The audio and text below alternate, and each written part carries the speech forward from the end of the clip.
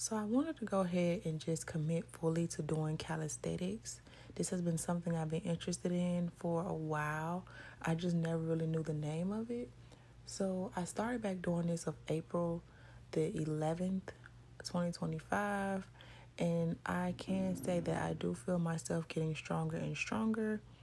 And also, I have been utilizing the program from Upgrade Your Life.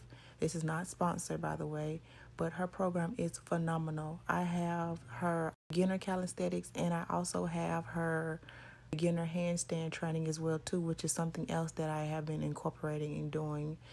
And in between that, I've actively started back being consistent in my flexibility journey as I realized that flexibility and mobility are one and the same.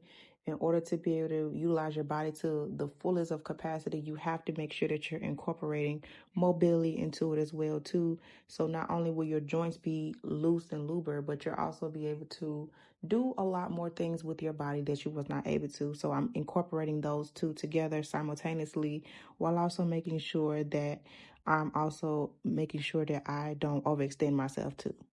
Side note, I have been working out since August of 2022, and I tend to have more of a plant-based lifestyle as well.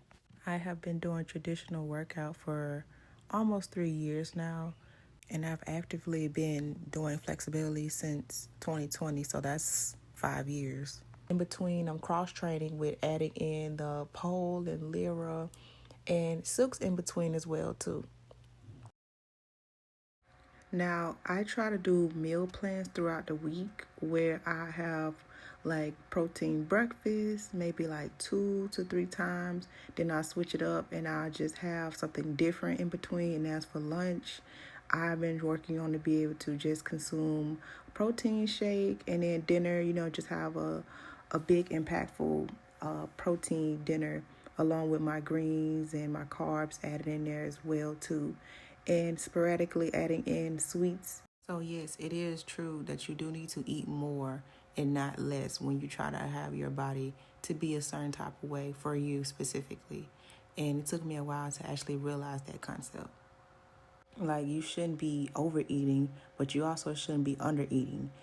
But I am working on being established the CFM, which is the calisthenics, flexibility, and mobility, and just staying consistent with that and just pushing myself to exhaustion.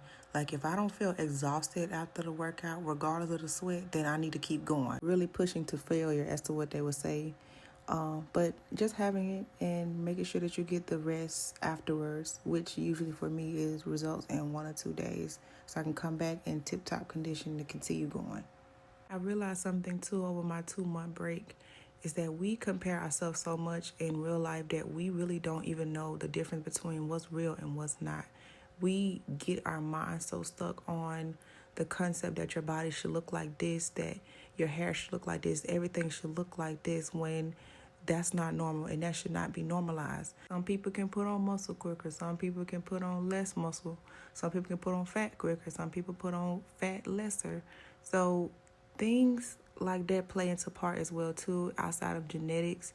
But all you can do is just do your best and give yourself grace and give your body grace as well too, because your body only been doing what it's been doing for the last couple years or so.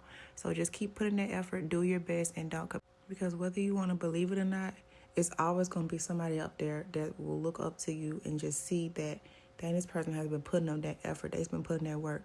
Now I'm going to actually make a difference. I'm going to make a change. So I just think it's just really, really healthy and essential for you to just really realize that you can only do what's best for your body type and what works out for you. Because everyone's genetics is different. Everyone's body is built different. And it's okay if you're not able to do certain things right now. That doesn't mean you're not going to be able to do it at all. It's all about how you go about with it and how you program your mind too. It's this really great book that I'm going to continue recommending forever called The 4 Agreements. And do not make assumptions. Do not take anything personal. Do your very best and be impeccable with your word.